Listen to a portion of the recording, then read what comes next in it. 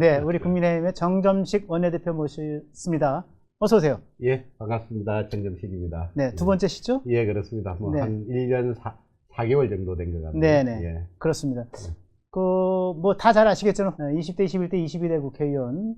네, 20대는 이제 보궐선거로 들어오셨어요. 그죠? 예, 네, 2019년에 들어오신 예. 걸로 알고 있고, 그래서 3선, 그냥 통영 고성이시고요. 국민의힘 정책위장을 두 번이나 지내셨습니다. 한동훈 대표 때 한 번, 예. 네, 또 지금 현 뭐 체제에서. 가슴 아픈 과거죠. 맞아요. 그때 참 저도 정말 가슴 아팠었는데, 예. 그리고, 사무총장을 지내셨고, 이제는 또 이렇게 원내대표까지, 오르셨습니다. 바로 현안으로 들어가겠습니다. 국회 파행 계속되고 예. 있는데, 예. 뭐 저 개인적으로는 그 파행의 원인은 뭐 민주당 측에서는 뭐 국민의힘이 발목 잡기라 그러는데, 제가 볼 때는 국민의힘의 다수의 횡포라고 생각을 합니다. 확실하게. 자, 파행이 언제쯤 끝날지 17일 못 박았는데 조정식 국회의장이 가능합니까?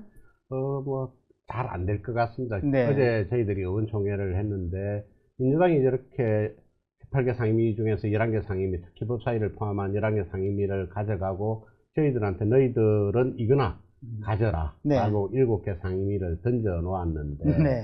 어제 의총 결과는 이 상황에서 네. 우리가 들어갈 수는 없다. 우선은 그 선관위 특검도 네. 아무런 합의가 이루어지지를 못하고, 맞습니다. 네. 그리고 지금 원구성도 역시 마찬가지고 소위 형사소법 개정안, 그러니까 검찰의 보완 수사권 폐지와 관련된 부분도 민주당이 강하게 지금 폐지를 주장하고 있는 상황, 그리고 일방적으로 그걸 처리하겠다라고 네. 하는 상황에서 우리가 들어가서 어떤 역할을 할 수 있느냐라는 네. 의견이 강했습니다.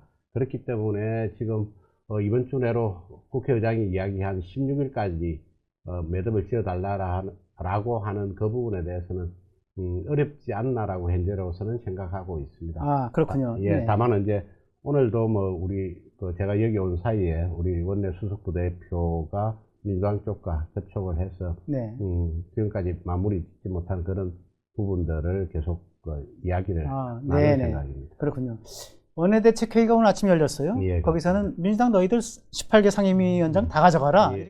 민주당이 18개 상임위를 모두 가져가겠다는 협박성 언론 플레이를 반복하고 있습니다. 다 가져가야만 직성이 풀린다면 다 가져가십시오. 대신 이번에 민주당이 18개 상임위를 다 가져가겠다면 아예 원내 제1당이 18개 상임위원장직을 모두 독식한다고 국회법을 단독 개정하고 가져가시길 바랍니다. 그러면 국민의힘도 상임위원회에 들어가겠습니다.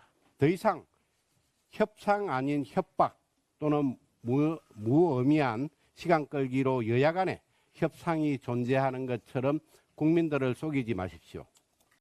그러니까 너희들이 뭐 상임위 다 가져가라 18개. 예. 그럼 뭐 다 가져가려면 그런데 원내 제1당이 상임위를 다 상임위원장을 다 차지한다라고 국회법을 개정하고 가져가라. 예. 이 얘기는 거꾸로 얘기하면 다시 한번 복기를 해보면 다음 23대 총선에서 우리가 원내 1당이 되면 우리가 18개 다 가져갈 거야 이런 말씀으로 드립니다. 그렇습니다. 지금 네. 그게 관행이 된다면 네. 아예 국회법을 그렇게 네. 해서 가져가자. 왜? 저희들이 상임위 한두 개 받는 게 문제가 아니고 네. 국회에서 견제와 균형의 그 역할을 하려고 그러면 본회의의 안건 상정 권한을 가진 국회의장, 그리고 모든 상임위에서 의결한 법안에 대한 최종 그 체계 작구 심사권을 가진 법사위원장이 서로 다른 당이어야만, 네. 1, 2당으로 서로 나누어져야만 네. 국회 내에서의 견제와 균형이 가능한데, 일방적으로 그 법사위원장을 가져간 상황에서는 어떤 상임위를 가져와도 무의미한 거 아니냐. 우리가 자리 몇 개에, 소위 상임위원장 자리 몇 개에 연연해서 지금 이렇게 하고 있는 것이 아니다. 그러니까 다 가져가라. 네. 앞으로 그 대신에 국회법 개정해가지고 네. 앞으로는 제1당이 모든 상임위를 독식하는 것으로 하자. 네. 네. 라고 그러면 상임위 네. 들어가겠다라고 선언을 네, 하는 것이죠. 알겠습니다. 그런데 이제 현실적으로 어쨌든 간에 이제 다수당이 저렇게 이제 고집을 부리고 있는 상황에서 이것을 이제 영구히 또 끌고 갈 수는 없는 현실인데, 그래서 뭐 7개 상이라도 가져가야 되는 거 아니냐, 현실론도 뭐 당 내부에서 조금은 있는 것 같긴 해요. 그러나 뭐 어저께 보면 중진 모임에서 보면 예. 중진들이 대부분 지금 이런 식으로 들어가서는 안 된다. 그리고 또 의원총회에서도 그런 식의 얘기가 있었던 것 같은데, 만약에 그래, 현실적으로 우리가 그럼 7개 상임위 갔는데 어떤 이런 식의 대응, 너희가 이런 걸 해주면 우리가 이걸 들어가겠다, 원구성에 합의하겠다. 그런 최소한의 뭐랄까 좀 조건 같은 게 좀 있을까요? 그럼 이제 그걸 조건을 공개적으로 제시를 하느냐 아니면 네. 협상의 카드로 가지고 예, 있느냐의 예, 그렇습니다. 문제이기 네. 때문에 구체적으로 말씀을 드리기는 그렇습니다만 어쨌든 지금 국민의 가장 큰 관심사가 된 부분에 대해서 일정 부분 합의가 이루어진다면 저희들도 이제 사실은 원내에서 해야 된다라는 의견도 있거든요. 네네. 왜 그러냐면 지금 그 6.3 참정권 침해 사태로 네. 인한 이 지금 현 상황을 타파할 특검 그리고 이제 검찰의 보안 수사권 문제. 국민들께서 정말 많은 관심을 가지고 계실 보안 수사권 문제 이런 부분에 대해서 원내에서 이 민주당과 같이 이야기를 나눠보고 네. 우리 의견을 제시할 네. 기회를 완전히 우리가 스스로 버릴 수가 있느냐라는 의견도 있습니다. 그런 관점에서 이제 네. 저희들이 고민을 하고 있다는 말씀을 드립니다. 알겠습니다. 예, 지금 뭐 이게 협상 카드라고 하는 것이 공개되는 순간 이게 카드가 아니기 때문에 그걸 아주 공개하기는 어렵지만은 그러나 어쨌든 이제 현안 중에서 정말 중요한 현안들 말하자면 이제 이 참정권 훼손 문제를 이렇게 파악할 수사하기 위한 특검이 이제 야당이 국민의힘이 추천하는 특검 임명한 이런 걸 소식 받는지 그다음에 또 장기 사건으로 드러난 검찰 보안 사건의 중요성 문제 요거를 어떤 식으로든 보안 사건을 이제 다시 이제 살리는 문제를 형사소송법을 개정한다든가 이런 식의 문제에 대해서 이니셔티브를 이제 야당에 준다거나 같이 합의한다거나 이런 식의 현실적인 현안들에 대한 합의가 이루어지면 그때 가서는 뭐 좀 그 원구성의 합의 문제를 좀 생각해 볼 수도 있다라는 결의도 있다는 말씀을 그런 드립니다. 식으로 들립니다. 네, 참고하시기 바랍니다. 예. 네. 장윤기 사건 얘기가 나왔기 때문에 예. 사실은 이것이 이제 일반 살인, 고의적, 뭐 우발적 범행이라고 처음 얘기했어요. 장윤기가. 네, 그랬는데 이것이 이제 검찰 보안 수사를 통해서 강간 목적 살인으로 이제 바뀌었단 말이죠.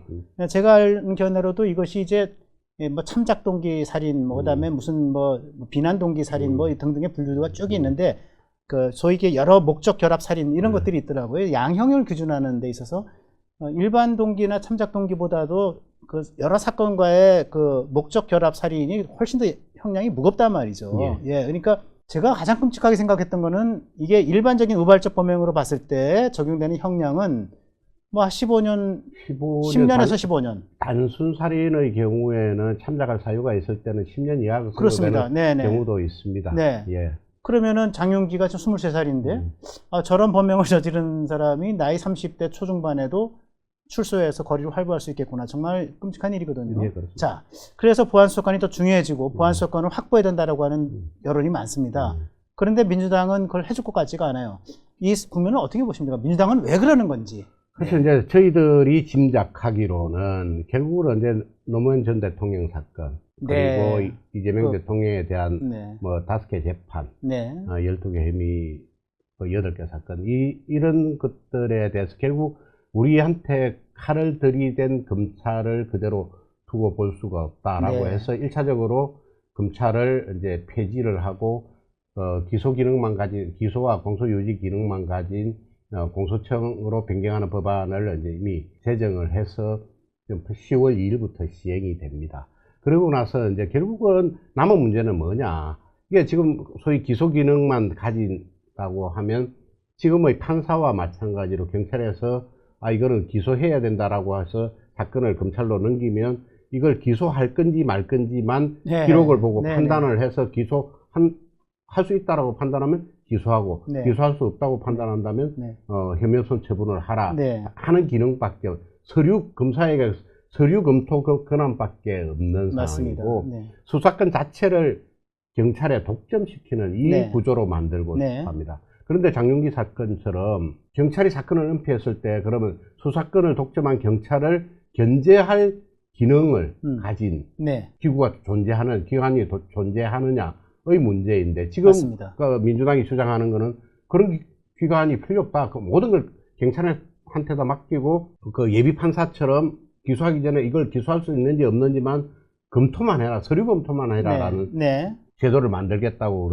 그러기 때문에 결국은 장윤기 사건과 같이 소위 경찰이 은폐한 사건이라든지 경찰이 제대로 수사하지 못한 상태에서 기소한 기소 견으로 이제 검찰에 보낸 사건들에 네. 대한 아무런 이 수사를 할 수 있는 권한이 없는 네. 상황이 돼버린 거죠. 아. 그럼 그 피해는 어디로 가겠습니까? 결국은 검찰의 보안 수사권은 검찰의 권한이 아니라 국민을 위해서 검찰이 해야 할 의무라고 생각을 합니다. 네. 그래서 반드시 보안 수사권의 존치가 필요하다고 생각을 하죠. 아무래도 또 검찰 출신이시기 때문에 네. 그 문제를 누구보다도 더 정확히 아실 거예요. 네. 그런 생각이 드는데, 이게 그런 보안 수사권을 유지하는데 이것을 유지를 위한 당론을 지금 발의할 계획이신 거죠? 예, 그렇습니다. 어제 네. 이제 의원총회에서 개략적인 사항은 이제 보고를 드렸고, 결국은 지금 저희들이 생각하고 있는 거는 사법경찰 단계, 경찰이나 범죄수사청, 공수처와 네. 같은 그 경찰관의 역할을 하는 기관에서 기소를 위해서 검찰로 보내는 이 네. 사건에 한해서 네. 는 검찰이 기존의 수사권을 가지고 있어야 된다. 네. 지금 형사소송법 체계에서는 네. 그 검찰이 수사권을 가지고 있는 체계거든요. 네. 근데 그걸 이제 저쪽은 없애겠다는 맞습니다. 거고, 네. 우리는 그걸 송치 사건에 대해서는 그대로 보존을 해야 된다라고 이렇게 하는 당론을 그런 내용을 채택하고, 담은 당론을 담은 발의를 예, 하시겠다. 그렇습니다. 예. 언제쯤 하실 예정인가요? 하루 이틀 이내에 가능할 것으로 그렇습니까? 보입니다. 예. 그러면 그거는 이제 그 경찰이 기소 의견으로 송치하는 예. 뭐 그 송치된 사건만 보는 건데 정권 송치는 포함이 안 됩니까? 그러니까 이제 저희들도 어제 정권 송치에 대해서 논의를 하다가 조금 더 검토가 필요하다. 왜 그러냐면 네. 이제 이게 그러면 기존의 검찰로 돌아갈 것이냐 네. 하는 네. 부분이 있는데, 사실은 제 개인적으로는 정권 송치가 필요하다고 생각합니다. 네. 지금 현재의 체계로는 이전에 2021년 이전의 체계는 수사 종결권을 검찰이 가지고 있었습니다. 네. 그런데 그 수사권 조정 이후에 불기소 사건, 네. 이제 기소하지 않을 사건에 대해서는 경찰이 불송치 결정을 내리면서 검찰한테 기록을 넘겨서 검찰이 기록을 한 번만 검토하고, 네. 이게 불기소 처분이 맞지 않다라고 할 때는 재수사 요구, 맞습니다. 네. 재수사 요구를 네. 할 수 있었는데, 그런 사건들이 결국은 이 무한정 핑퐁이 되면서 네. 네. 검찰은 재수사하라고 그랬는데 할 거 없다라고 네. 다시 보내고, 네. 이런 게 핑퐁이 되면서 결국 사건 관계자들의 불안정한 지위가 오랜 기간 지속이 됩니다. 네. 그러니까 피고발인도 그렇고 피해자도 그렇고 사건이 종결되지 않기 때문에 이걸 과연 이 상태로 그대로 둬야 되느냐 네. 하는 데 대해서 많은 의문을 가지고 있고, 결국은 이전과 같이 정권 송치를 해서 결국 검찰이 최종적으로 보안 수사가 필요하다면 보안 수사를 해서 사건을 불기소로 종결을 하든 네. 아니면 기소를 네. 하든 이런 걸 해야 된다는 생각을 가지고 있습니다. 네. 이 부분에 대해서는 조금 더 논의를 해봐야 연구가 된다. 필요하다, 논의가 예. 필요하다. 저 개인적으로 그렇습니다. 제가 생각할 때는 저도 옛날에 법조를 출입하거나 아니면은 이런 걸 쭉 보면서 사실은 경찰이 수사 종결권을 갖고 사실상 종결권을 갖고 이게 송치하지 않으면 검찰은 이걸 기소든 불기소든 못 하는 예, 거잖아요. 그렇습니다. 그러니까 결국 그거는 검찰의 수사 권한 중에서 권한 중에서 기소독점주의 형법 124조인가요? 네, 기소독점주의에 따르면은 검찰이 기소할 수 있는 건데 이 기소를 아예 하지 못하도록 경찰이 안 넘긴단 말이죠.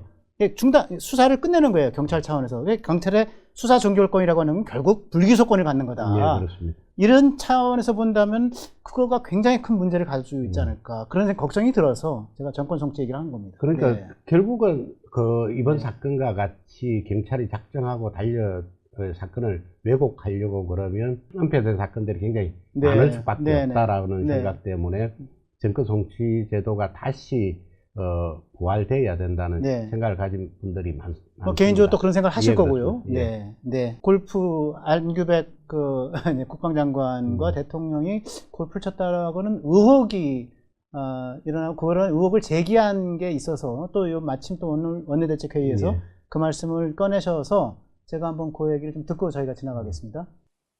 대통령도 골프를 칠 수가 있습니다. 하지만 동해 NLL 인근 해상 차지찬 바다에서 우리 해군 병사가 실종되고 애타는 수색 작업이 진행 중이었다면 군 통수권자로서 한가하게 골프 라운딩을 할 수는 없을 겁니다. 청와대에 묻습니다. 이재명 대통령이 지난 12일에 골프를 친 것은 사실입니까? 이재명 대통령은 해군 호위함 성조원 병사의 실종 사실을 최초로 보고받은 시점이 언제입니까? 이재명 대통령은 첫 보고를 받고 어떤 지시를 내렸습니까? 21시간의 수색 시간 동안 대통령은 수색 상황을 언제 어디에서 어떻게 보고받았고 어떤 대응을 했습니까? 해군 실종 21시간 이재명 대통령은 무엇을 했는지 청와대는 낱낱이 밝히십시오. 네. 이제 저를 보니까 지난 그 문재인 정권 당시에 그 해수 공무원의 그 서해 실종 사건, 예, 그렇습니다. 그 소회 사건이죠. 예. 미군 북한군 병사에 의해서 총격당하고 그때 이제 문재인 대통령이 과연 보고를 언제 받았고 어떤 조치를 취했는지 뭐 이런 것들이 좀 연상이 되는데 지금 뭐 이거는 뭐 드러난 사실은 그러니까 그 당시에 대통령과 국방장관이 골프를 쳤다. 이제 우리 해군 승조원이 실종된 그 시점과 맞물린 시점인데. 골프를 쳤다는 것이 아직 확인된 내용은 아닙니다. 확인된 내용은 아니고 이제 어떤 일각에서 의문을 제기하고 의혹을 제기하고 그것도 글로 이제 써서 올렸던 거를 보고 이거는 뭔가 어쨌든 간에 규명을 해야 되겠다고 예. 생각을 하신 건데 이거 어쨌든 간에 어떤 식으로 좀 규명을 해 나가야 된다 이렇게 생각하십니까? 예, 저희들 뭐 제가 그렇게 이제 말씀을 드린 이유는 어제부터 이제 그런 이야기들이 많이 나왔는데 네. 국방부 장관은 이제 공개적으로 그 시간에 우리는 상황 보고를 받고 있었다라고 네. 해명을 했습니다. 그런데 대통령께서는 아직 아무 말씀이 없으시고 네, 청와대는 반응이 없어요 지금. 예, 그래서 제가 오늘 공개적으로 저 발언을 했던 것이고 결국은 1차적으로는 청와대에서 먼저 이 부분에 대해서 해명을 해야 될 것으로 생각합니다. 그렇군요. 제1야당 의원대표가 일단 질의를 했으면 거기에 대해서 그 10일 대통령의 일정에 대해서 해명을 하는 것이 우선이라고 생각합니다. 네, 알겠습니다. 네, 당 차원에서 어쨌든 이 문제는 아니 대통령이 골프 칠 수 있죠. 아니, 평상시 같으면. 저도 네. 그 전제를 그랬습니다. 네, 대통령도 네. 골프를 칠 수 그러면요. 있다. 네. 예. 또 가뜩이나 또 트럼프 대통령이 부부 동반해서 골프 치자고 했는데 연습도 하셔야 되고 그러면 하는데 이게 시점이 이것이 맞느냐? 네, 이제 역시 타이밍의 적절성이 있는 건데 이 문제는 청와대도 국민의 우려가 큰 만큼 분명히 좀 해명을 좀 내놔야 될 것 같다 이런 생각이 좀 듭니다. 네, 간단하게 정책적인 분야 한 두세 가지만 간단하게 짚고 넘어가겠습니다. 어려운 난제를 많이 통과하셨어요 지금. 네. 내년 예산 800조 예. 정책위의장을 지내셨습니다. 예. 이거 어떻게 보셨어요? 70% 정도 증가하는 건데? 현재 소위 초과 세수가 들어오니까 이걸 이제 지금 현재 풀겠다라고 합니다. 그런데 우리 그 2030 청년들은 굉장히 본인의 미래가 어찌 될지에 대해서 많은 걱정을 하고 있거든요. 우리 국가 부채가 굉장히 높은 수준으로 참 걱정되죠. 걱정되는데 지금. 그럼 이 모든 부채를 미래 세대들한테 다 떠넘기고 지금 현재 이 잔치판을 벌려야 할 것이냐 하는 부분에 대해서는 저희들은 동의하기가 어렵습니다. 그래서 이 초과 세수에 대해서는 적절한 안분을 해야 된다. 소위 국가 부채 해결하는 데도 써야 되고 또 우리 대한민국이 새롭게 도약할 수 있는 그런 기반도 만들어야 된다는 데 대해서는 동의를 하지만은 그런 정책적인 고려가 있어야 된다. 일시적인 현상이 될 수도 있는 이 초과 세수에 대해서 그렇게 마음껏 잔치판을 벌려서는 안 된다는 생각을 가지고 있습니다. 네, 알겠습니다. 자, 호남 반도체 문제인데 800조 호남 투자한다라고 하는 것. 제가 그날 이제 대통령 그리고 각부 장관들 그리고 두 기업의 총수 이런 분들이 나오셔서 발표하는 현장을 쭉 지켜봤는데 사실 저는 좀 어색한 장면이 좀 있었어요. 대통령대로 그 전부터 행정지도라는 얘기를 하면서 사실 이게 정부가 관여하고 개입하고 무슨 뭐 압박한 것이 아니다. 행정지도를 한 것이다. 요거는 대통령이 나중에라도 직권남용 혐의를 뒤집어 쓰는 것을 좀, 말하자면 방어하는 논리 아닌가라는 생각이 들었고, 또 한편으로는 기업인들은 기업인대로, 총수들은 총수대로, 언제 구체적으로, 어느 지역 구체적인, 어느 땅에 짓겠다라고 말씀을 좀 피해 가셨던 것 같아서, 요거는 기업인들의 배임 혐의를 벗어나려고 하는 노력 아닌가 생각이 들었는데 어떻게 보셨습니까? 사실은 저희 당이 호남 반도체 800조 투자에 대해서 그 지역에 대해서 반대하는 것이 아닙니다. 그렇죠. 그 결정 과정이 과연 맞습니다. 가능했느냐. 기업들이 투자지를 결정을 할 때는 내부에서 굉장히 오랜 시간 동안 검토를 해서 소위 기업 경영 판단에 따라야 되는데 대통령께서 스스로 말씀하신 행정지도라는 것이 저는 이걸 오히려 또 다른 강압의 한 형태를 그렇게 포장한 거 아니냐라고 의심하고 있습니다. 그래서 지금 그렇게 선포가 되거나 선언이 되고 나서 이제 많은 문제점들이 제기가 되고 있거든요. 과연 전력은 풍부하냐, 물 용수는 용수, 풍부하냐, 인력, 라는 재정, 인력, 뭐 네. 이런 것들이 풍부하냐라는 부분에 대해서 많은 분들이 의문을 표시하고 있는 단계이고, 이제 저희 당내에서도 계속 여러 의원님들이 토론회를 개최해서 그 부분에 대해서 과연 호남이 최적지였느냐, 그리고 기업들은 자발적으로 자신들의 경영 판단에 따라서 선택한 거냐라고 이제 의문을 표시를 네. 하고 있는 거죠. 그래서 네. 그 부분에 대해서 저희들이 계속적으로 문제 제기를 하고 검토를 해보겠습니다. 가장 중요한 것은 이러한 기업의 입지를 선정할 때 예. 이것이 정부가 주도해야 되는 것이냐, 기업이 주도해야 되는 것이냐, 그렇습니다. 당연히 기업이 주도해야 되는 것이다 라는 말씀을 예, 그렇습니다. 네, 하신 것으로 이해가 되겠습니다. 마지막 질문.